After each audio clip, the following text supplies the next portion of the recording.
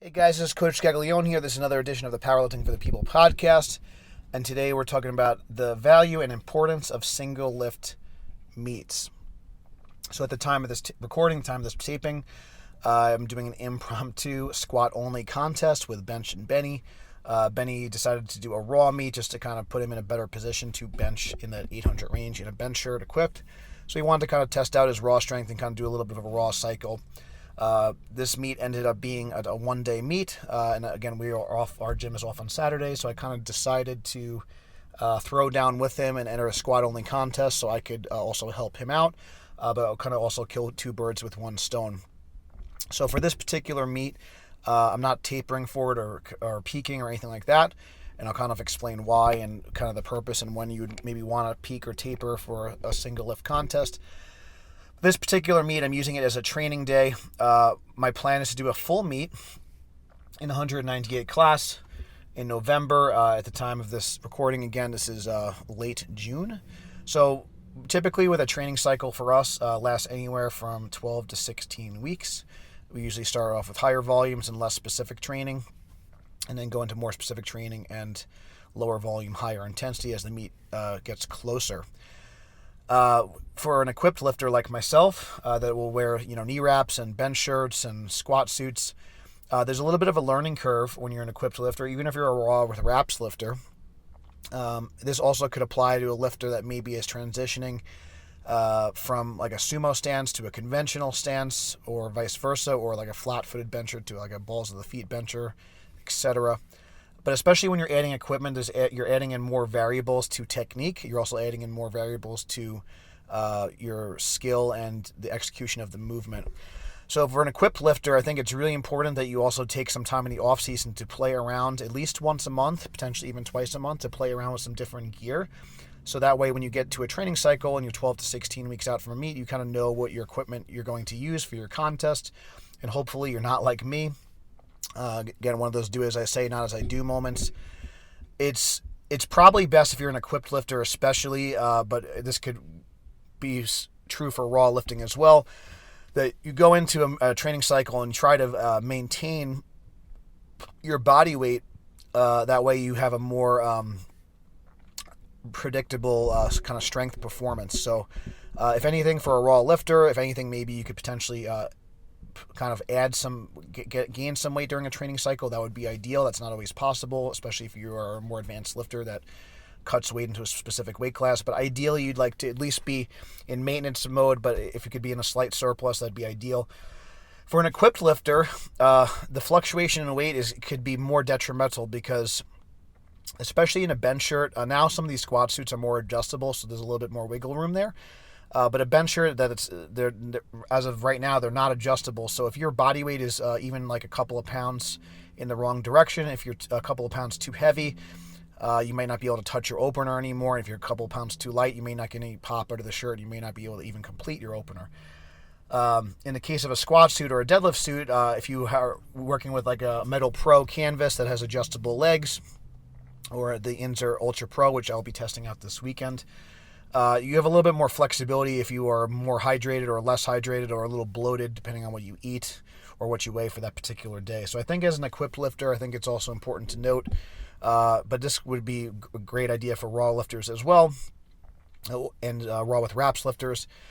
It's a good idea just to weigh yourself before the training session and just to make note of when you hit a certain PR, what your body weight is, and just just realize that even a couple of pounds in one direction could potentially improve or not, or hinder your performance depending on if you're too light. So being hydrated and being full of glycogen, all these things are important to consider, especially when you're trying to compete at a high level. And that could just be a high level for you, not necessarily nationally, but like for me, I admit I'm not like the best lifter, but I'm still, like I said, handling 700 to 800 pounds in the squat on a routine basis now. So for me, there's still I have to make sure my performance is good and my weight is good, my technique is solid. So because there's not as much room for error, especially as an equipped lifter, your technique needs to be a lot more on point. Even using myself as an example from my last contest, on my second attempt, I stood up with 220. I stood up with 800, and I just had a bad pick. I fell backwards. Unfortunately, it was after the squat command, so that counted as my attempt. On my third attempt, I smoked it. It was a comfortable lift, just because I was in the right position. So it was just literally a matter of standing up in the right spot, and that was a huge difference for me. So now I want to just, so that's just some considerations on just kind of weight management and things like that for any particular meet. So going back to the single lift thing, this is, I think, a really, really great option for beginners that need to get their feet wet, and maybe they don't want to have the full pressure of doing a full contest. So maybe, so I'll use one of our members as an example. One of our members, Liz, she's 65 years old. She's an older woman. Her best lift is her deadlift. So she's been, doing really well in the deadlift. She started out just using a kettlebell, just like with my mom and things like that. And other, we have other lifters in their 50s and 60s that start off with the kettlebells and body weight, and eventually they'll progress to a barbell. And slowly but surely, she was able to kind of deadlift 135, 145, 155, and so on. So I kind of encouraged her to do a single lift meet because that was her strongest lift. It was a lift that she was more confident in. So that allowed her to get on the platform, gain some experience. And she actually eventually, she hit an all-time PR at her first meet ever. She hit 185 deadlift at 65 years old, which is amazing. That was in February. A couple months later, she had the confidence and the drive to do a full meet.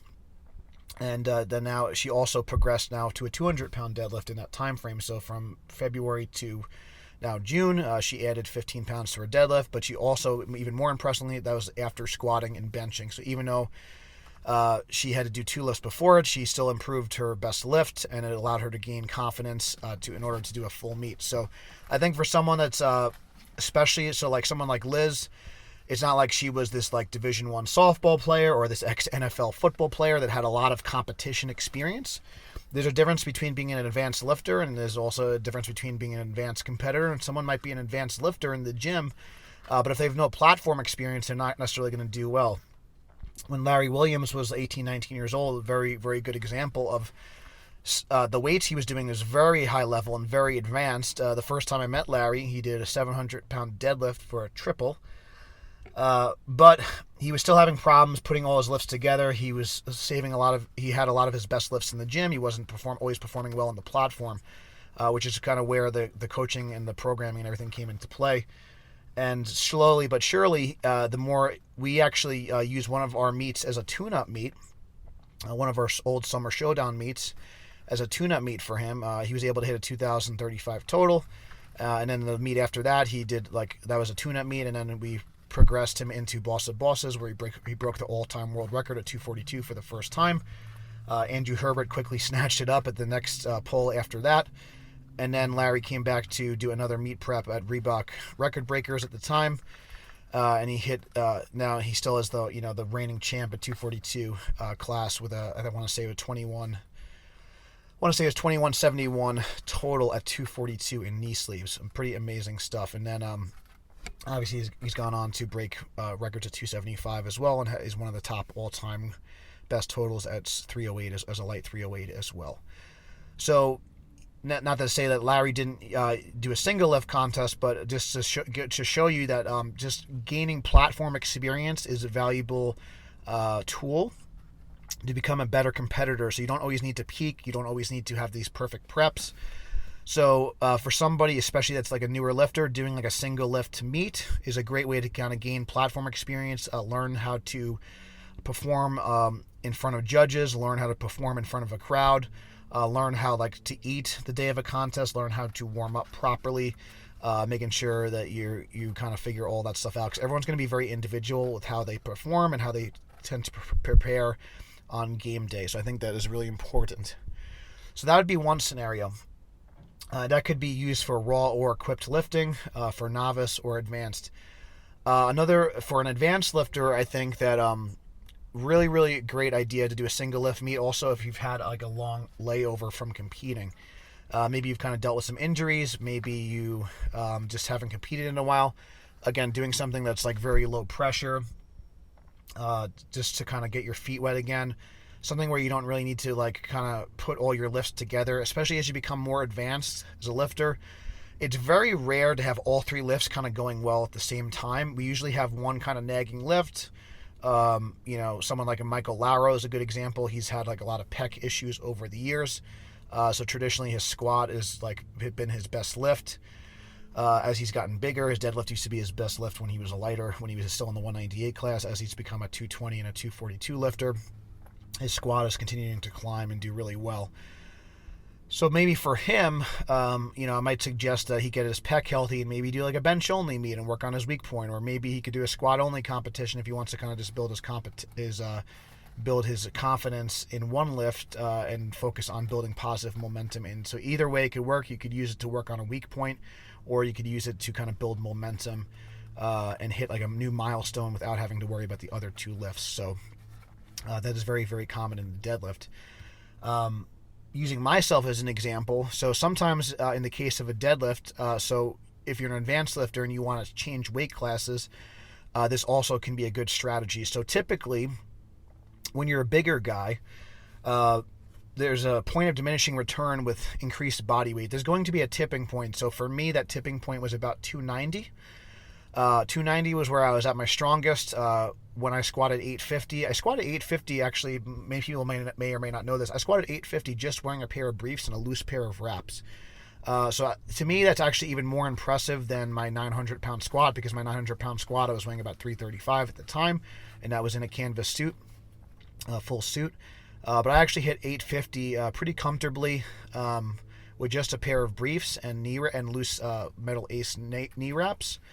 And I weighed 283 at the day of the contest. So I probably could have made 275. I just didn't want to cut because it was, again, one of my, early meets on. Jesse Burdick helped me prepare for that contest, and I did really well. This was my first time totaling over 1,900.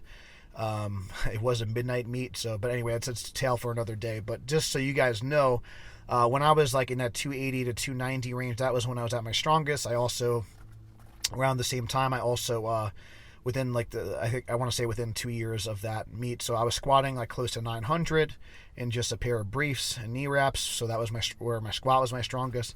It's probably benching in the mid 500s in a shirt, which is nothing earth shattering, but that's good for me. And I also pulled 700 in the gym, which is my all-time best deadlift. So I felt the strongest ever like in that range. So as I've kind of climbed up at super heavyweight and 308, I did feel my squat and bench was stronger. But my deadlift started to suffer, and it was really hard to get in position, and it was really hard for me to lock out weights. So I was very, very strong off the floor, but it was really, really hard for me to lock out anything clean. So anything over like 600 pounds without straps was very difficult to do because of like my belly and my quads would really get in the way at the lockout and push the weight out in front of me. So if you're like a bigger guy and you're looking to transition to a different weight class, a deadlift only meet might be a great idea to kind of scratch the itch. So actually for me, during the beginning period of my weight loss journey, so this was after I squatted 900 pounds in competition, this is after I did my 1,000-pound exhibition squat in the gym. I checked off those boxes of some goals I wanted to hit, and then I started my weight loss journey. So my first stop on my weight loss journey was making the 275 class. So I did this a couple of years ago. I did a deadlift only meet in Ohio with Bench and Benny. Benny had a really good meet. That was a little tune-up for him before the Arnold. This was in October of a couple of years ago. And I had made my first, so that was my first kind of milestone, was getting under 300 pounds. So I got down from 340, about 335, 340, and I made the 275 class for the first time. So during that time, I really wanted to focus on just my health, and I didn't want to do exercises like competition squat and competition bench because I knew those were going to suffer, at least for a short period of time. But I knew my deadlift positioning would get better, so I elected to do a deadlift only meet. And what was really cool about that competition, I actually hit my all-time best deadlift regardless of body weight at that competition. I ended up with a 660 deadlift, which to this date is still my competition best. It's not quite my all-time best. Like I said, I've done 700 in the gym, but for me to hit 660 on the platform after losing about 30-40 pounds of body weight plus, I was very, very pleased. So I was able to check off the box of getting under 300 pounds again. That was a huge win for me, because not seeing 300 on the scale that was something I haven't seen in a long time at the time of that competition. and pulling a 660 deadlift was an all-time PR in a meet. So the fact I was able to do that while losing weight, even had Andy Frisella, which was cool. The MF CEO himself liked the post, which was really cool. So, and Andy and Mark Bell and some other people are some of the people that kind of helped motivate me to kind of get started along my weight loss journey, along with Mark and Chris Bell especially. But I know Andy Frisella and Mark and myself, we all kind of started to kind of get on the weight loss kick around the same time, and it definitely helped kind of motivate me to keep me going. So if you're a bigger guy and you're looking to transition to a lighter weight class, doing a deadlift only meet where your positioning and your leverages will actually improve a little bit, especially in the interim. Now I'm kind of at a situation where I've lost so much weight, there's definitely a point in diminishing return. So especially conventional deadlifts have been harder for me, but my sumo deadlift positioning has definitely gotten better. I'm still learning my body, but like I said, if you're going to be losing more than, like I said, 50 pounds for a bigger guy, or 15 or 20 pounds for like a lighter woman or a lighter guy, just realize that your leverages are going to change. That's another obstacle. But like I said, if you're a bigger guy and you do want to lose some body fat, doing a deadlift only meet is it's a good way to like build your confidence a little bit. So you can still kind of focus on one lift and you can focus on strength, but you don't need to worry about like your squat and bench, because usually squat and bench have a little bit of more of a factor, like as far as how big your belly is and your body weight and things like that. That was a big issue for me when I first lost the weight, was kind of finding my bottom position in the squat, and also just the longer range of motion in bench and like the leverage off the bottom. So anyway, so that if you're a bigger guy looking to lose weight, I think doing like a deadlift only contest specifically can be very beneficial for you. If you're looking to bulk up and gain weight, maybe doing a bench only contest might be a good idea, because your leverages will improve as you are doing that as well. So that's another option too. I'd say that's more of a rare situation. That's kind of like if you're a bench specialist, like bench and Benny. Also, maybe like if your lower back is tweaked or something like that. So maybe if you're dealing with an injury, so maybe if you let's say you're dealing with a shoulder injury, you might be able to do a deadlift only meet. If you're dealing with a lower back injury, maybe you're able to bench. So that's another situation. So if you're kind of trying to work around an injury and you still want to compete, you still want to gain platform experience, that's another situation. Also, just older lifters that maybe they can't get under a straight bar for a squat anymore, they could do something like a push-pull or a deadlift only or bench only. So those would be other situations where it still allows them to compete, but they can kind of work around their limitations. So it's, again, one of the reasons why this podcast is called Powerlifting for the People, is that there's always something for everyone. There's always something you could do. Even something like, one of the lifters that we work with, Garrison, he's a power athlete. He's got a spinal cord injury. He's literally has no use of his legs. So he benches with his feet up. He competes at a national level, and he's able to focus on bench press. So even though he can't squat and deadlift, he's able to bench at a high level. Again, benches over double his body weight on a routine basis in competition. In multiple weight classes. He's doing fantastic. So great option for people that maybe can't do the full meet, but they still want to have goals and compete. So the next kind of reason why you might want to do a single lift meet is a way to transition your stance or transition into a different category of lifting. So what I mean is, if you are like a conventional deadlifter and you want to transition to sumo, I think that's a really common one. So just doing a single, you may not be able to, it may take you several months, or even for me, it took me several years for my sumo to catch up to my conventional. In my first couple of meets, I actually, in my first multiply meet, I just only wore briefs and wraps and a bench shirt, and I pulled raw conventional, because it took me several years to learn the form. And honestly, my form is still a work in progress, but it actually clicked the most when I always like to give credit where credit is due. When I was working with Gina Aversa for online coaching, and she flew from the West Coast to our gym for some hands-on coaching and to help out with our seminar, and also to get coached up herself. Reverse engineering her technique was very helpful. I remember it was a PR at the time. I think she did 455 for a set of 5, which was really incredible. Just watching her get in position, and she's really dialed in with her form. Obviously, she's a former all-time record holder. So that really was helpful to kind of watch the positions that she was in and able to kind of reverse engineer why she was successful. And same thing with Andrew Ottaway as well, another great deadlifter. So it's really, my point is that something like a sumo deadlift can take a long time to learn. So doing like a single lift meet in order to kind of learn, so you don't need to kind of worry about squatting and benching beforehand if you're trying to learn a new skill. Another example of this would be like transitioning from feet flat to feet on the balls of your feet, or maybe you are going. It could be the other way around too. So maybe you normally bench with your feet on the balls of your feet, but maybe you're transitioning to like the USAPL where they don't allow that, and you are required to bench flat-footed, or like I said, so maybe you're going from USPA to a USAPL, and you're required to bench flat-footed with your head down.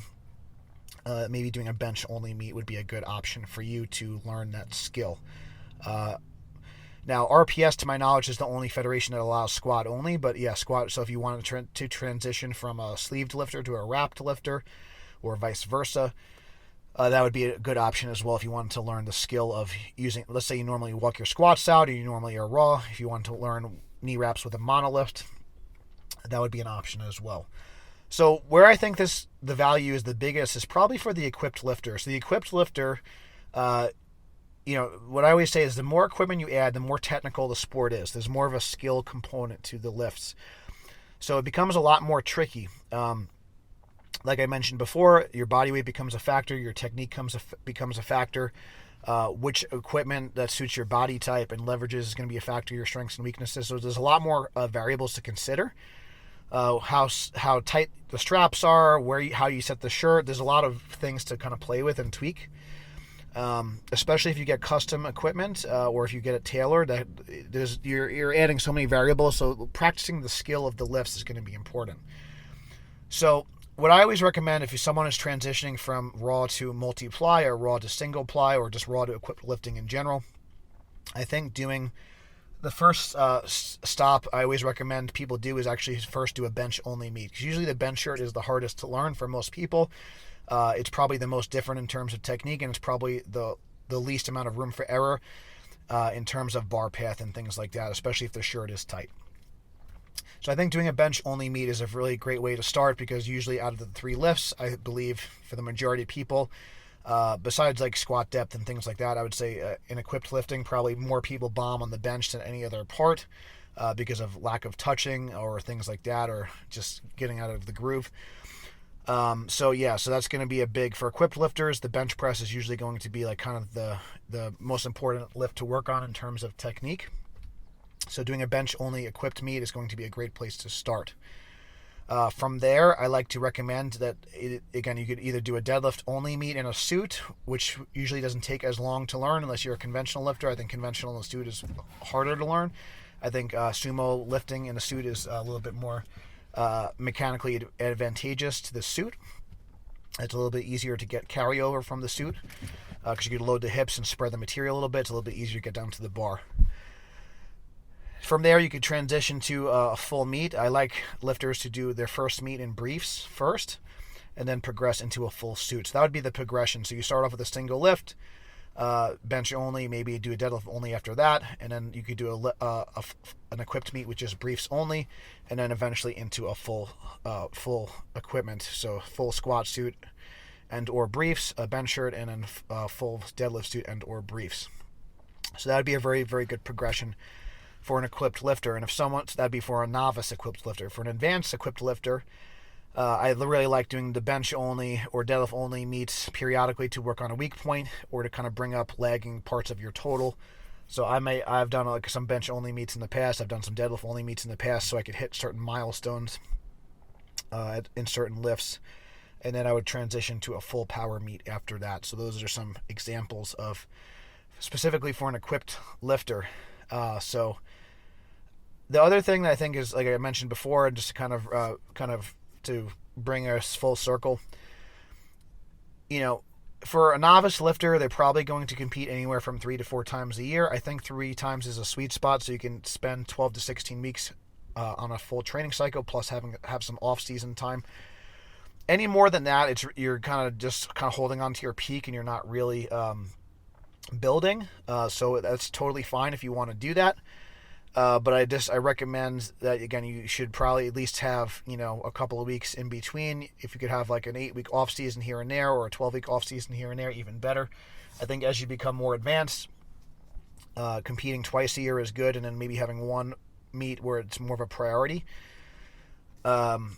So like USAPL is probably the best example of this. Like doing some sort of local tune-up meet, then maybe doing nationals is your highest priority meet. And then if you're somebody like a Ray Williams or whatever, then your highest priority meet would be Worlds, obviously. So there's usually one kind of major competition and then one or two qualifiers.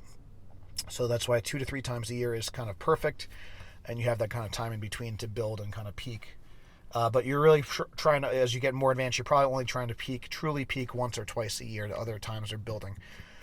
So if you want to get more platform experience and you're like a novice to intermediate lifter, you could also sprinkle in a little bit more of those single lift meets, and that would allow you to get a little bit more platform experience, a little bit more time in front of judges, in front of a crowd, and kind of build the skill of actually competing. So if you add in maybe you could have 2 to 3 full meets a year, and then maybe 1 to 2 additional single lift meets. So you could up your competition frequency to maybe up to 4 to 5 times a year. So one of the things that we do at Gaglione Strength, and it kind of fits perfectly into kind of our calendar. So for our novice lifters, we have the Summer Showdown in June. We have our Youth and Novice Championships in December. So those are about 6 months apart. So that's a perfect time to build and peak. Twice a year, so you can compete in June and also compete in December, so that's a perfect amount of time to train and in between. We also have our bench for boobs, which you go raw or in a slingshot. We're in a bench shirt in October, so that's a single lift bench. And then in February, we have our iHeart deadlifting contest. So if one of our novice lifters were to do all 4 of our contests, they would have 2 single lift meets and then 2 full meets, which would be a really nice competition schedule for them. So that's allowing our lifters to get their feet wet, get platform experience, and then transition to a full meet, and eventually transition to a more strenuous and more rigid and more strict local competition. And eventually, like a lot of our lifters like to qualify for the XBC finals. We've had a bunch of lifters do USAPL Nationals, Boss of Bosses, Slingshot Record Breakers, the US Open, etc. So that would be kind of the progression, is that they would start with an in-house meet, either single lift or full meet. Then progress into a local full meet, and then progress into a national level meet, and then potentially a money meet would be like the top tier for our all-time top 20, like people that are more ranked top in the country for the weight class or ranked in the world. So that would be kind of the progression for the athlete. And you could take it up as high or as low as you want, depending on if you're more a recreational lifter or if you are more of a more serious competitor and you're looking to break records and kind of leave a legacy and kind of put your name in the record book, so to speak. So that's my case for the single lift meet. That's my rationale anyway. That's why I'm competing. I'll give you some more details on that, but I think it's the other thing I would consider too, if you're doing a single lift meet, it's also kind of cool because you don't really need to usually take a full week taper. You could still kind of train like normally, and then maybe just take 2 or 3 days off, if that, maybe even just 1 day off.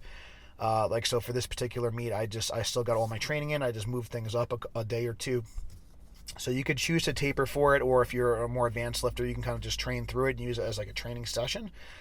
So there's a couple different options there. So it allows you to get more competition experience in, but it's not going to kind of take away from your training either. You don't necessarily have to deload or taper if you don't want to, so it won't necessarily interrupt your kind of training cycle because it's only 3 lifts. And depending on if you're raw or equipped, you can kind of get right back into training the next week, and again, like I said, just use it as a training day and just as practice, and not still take it serious, but a little bit lower pressure, a little bit more fun. So that's our kind of so if you're looking to do a single lift meet, also I want to highly recommend, it's called the RPS Conquest of the Gods. You could check out revolutionpowerlifting.com. Our head coach here, Benny, he's putting some belts on the line, so I'm really excited to be a part of that. I might throw my hat in the ring as well, maybe throw my bench shirt on, use that as a training day. But if you guys want to do a bench only or deadlift only or push pull, it's going to be RPS meet in Newark. It's a great venue at the Ramada Plaza. You could even fly in right to Newark Airport.